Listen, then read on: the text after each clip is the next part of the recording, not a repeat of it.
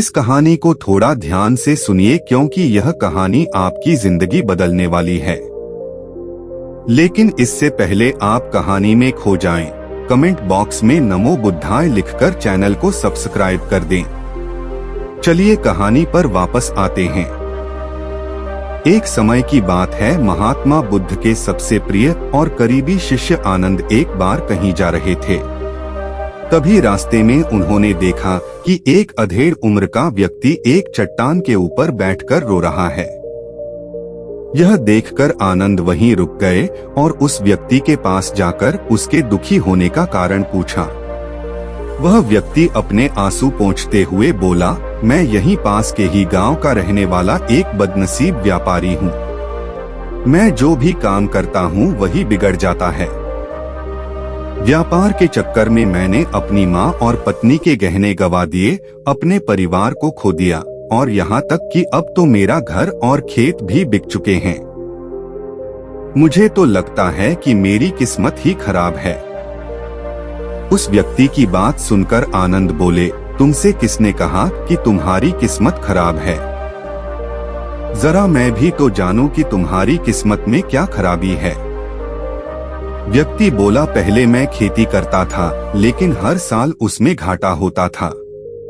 कभी सूखा पड़ जाता तो कभी ज्यादा बारिश से फसल खराब हो जाया करती। कभी आवारा पशु फसल को नुकसान पहुंचाते तो कभी कीड़े मकोड़े और बीमारियां फसल को बर्बाद कर देती। खेती से मेरे परिवार का गुजारा ठीक से नहीं चल पा रहा था, जिससे परेशान होकर मैंने खेती करना छोड़ दिया। फिर मैंने व्यापार करने का निश्चय किया। मैंने पत्नी के गहने बेचकर अपना व्यापार शुरू किया, लेकिन मेरा व्यापार नहीं चला। शुरू में तो मेरे परिवार वालों ने मेरी आर्थिक मदद की, मेरा साथ दिया, लेकिन जैसे जैसे मुझे नुकसान होने लगा, मेरे परिवार वालों ने भी मेरा साथ छोड़ दिया और मुझसे दूर हो गए। अब तो वह मुझे देखकर अपनी नजरें फेर लेते हैं और मुझे ही अपने परिवार की गरीबी और दुर्दशा का जिम्मेदार ठहराते हैं। अब तो मुझे अपना जीवन ही बोझ लगने लगा है। अक्सर मेरे मन में ख्याल आते हैं कि अपना जीवन ही खत्म कर लूं। और मैं आज यहाँ आत्महत्या करने ही आया था, लेकिन हिम्मत नहीं जुटा पाया, इसीलिए इस पत्थर पर बैठकर रो रहा हूँ। दूसरी तरफ मेरा एक मित्र है, हम दोनों ने एक ही साथ व्यापार शुरू किया था, लेकिन वह आगे बढ़ गया और मैं पीछे रह गया। मेरी इस असफलता की वजह से वह हर समय मुझे नीचा दिखाने का प्रयत्न करता रहता है और वो अक्सर मेरे घर आकर अपनी सफलता की बातें करता है। मेरे घर वालों को बताता है कि कैसे उसने कड़ी मेहनत करके इतना बड़ा व्यापार कर लिया, और वह अक्सर अपने फलते फूलते व्यापार के किस्से मुझे और मेरी पत्नी और मेरे माँ बाप को सुनाता रहता है, जिसे सुनकर मेरे घर वाले उसकी तो प्रशंसा करते हैं, लेकिन मेरी बुराई करते हैं। मुझे नाकारा और कम दिमाग का कहते हैं।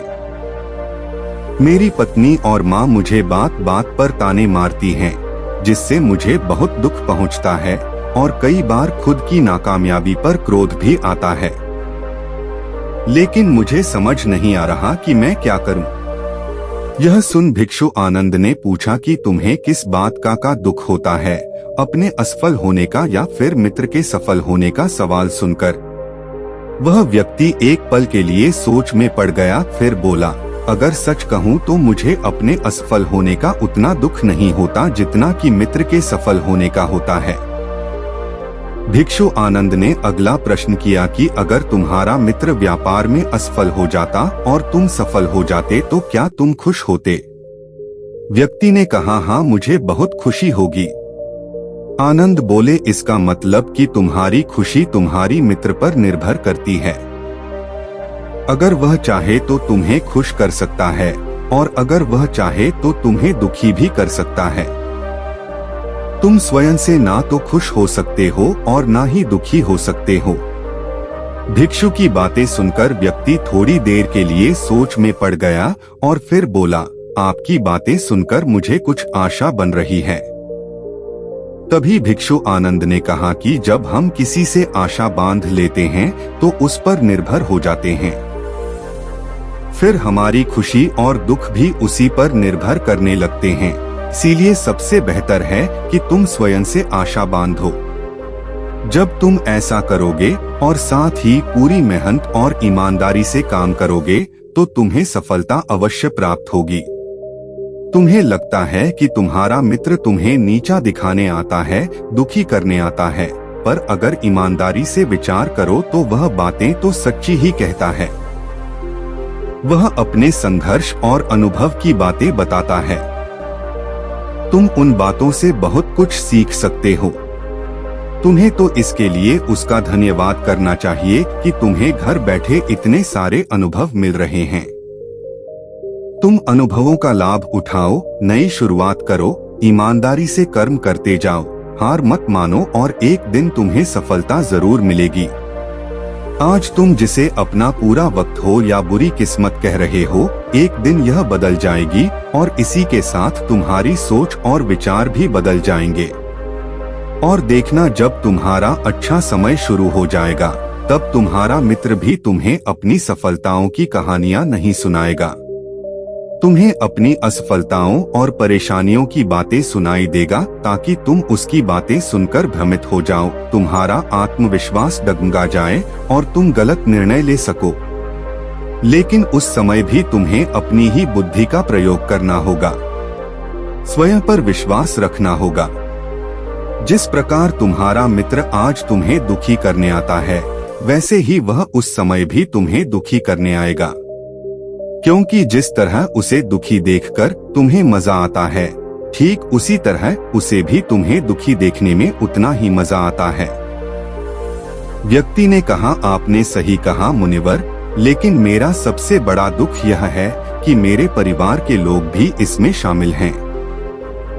वास्तव में मैं तो अपने परिवार के लिए अच्छा करना चाहता था, उन्हें खुश रखना चाहता था, लेकिन वह भी मेरी बातों और भावनाओं को नहीं समझ रहे हैं। मुझे ही गलत कहते हैं और पिछले कुछ समय से तो वह मेरे साथ भी नहीं है। भिक्षु आनंद ने उस व्यक्ति को समझाते हुए कहा, हम हमेशा चाहते हैं कि हम जो कुछ भी करें लोग उसके लिए हमारी प्रशंसा करें, लेकिन आमतौर पर ऐसा नहीं होता। लोग हमारे पास आकर तारीफ नहीं करते, जिससे हम दुखी हो जाते हैं। हमें लगने लगता है कि हमारे मित्र, रिश्तेदार, घर वाले सब स्वार्थी हैं, लेकिन अगर तुम किसी को अपना परिवार मानते हो और उसके लिए कुछ करना चाहते हो तो फिर तुम ऐसा क्यों सोचते हो कि तुम दूसरों के लिए कुछ कर रहे हो? वास्तव में तुम अपनी खुशी के लिए कुछ कर रहे हो, क्योंकि उन्हें खुश देखकर तुम्हें खुशी होती है। अगर ऐसा करते समय तुम मानकर चलते हो कि तुम दूसरों के लिए कुछ कर रहे हो तो तुम दुखी रहोगे। लेकिन अगर तुम्हें लगता है कि तुम स्वयं के लिए कर रहे हो तो तुम खुश रहोगे, क्योंकि जब हम स्वयं के लिए कुछ करते हैं या करना चाहते हैं तो हमें इसके लिए सांत्वना की जरूरत नहीं पड़ती। भिक्षु आनंद की यह बातें सुनकर उस व्यक्ति के चेहरे के भाव पूरी तरह से बदल गए। उसने कहा, आप सही कह रहे हैं। मैं समझ गया कि अब तक मेरी किस्मत इसीलिए खराब थी क्योंकि वह दूसरों के हाथों में थी, लेकिन अब से मैं अपनी किस्मत को अपने हाथों में रखूंगा। फिर से प्रयत्न करूंगा, पूरी लगन और ईमानदारी से काम करूंगा और जब तक सफलता नहीं मिल जाती है चैन से नहीं बैठूंगा। उस व्यक्ति की बात सुनकर आनंद मुस्कुराए और उसे एक छोटी सी डिबिया देते हुए कहा, इस डिबिया को हमेशा अपने साथ रखना। इसमें एक ऐसा मंत्र है जो तुम्हें बड़े से बड़े दुख से भी बाहर निकाल लेगा। लेकिन इस डिबिया को तभी खोलना जब तुम्हारे सारे रास्ते बंद हो जाएंगे, कोई उम्मीद नजर न आए और तुम्हें लगने लगे कि सब व्यर्थ है, यह दुनिया व्यर्थ है और यहाँ रहना भी व्यर्थ है। व्यक्ति ने भिक्षु का धन्यवाद किया और उस डिबिया को लेकर अपने घर वापस आ गया।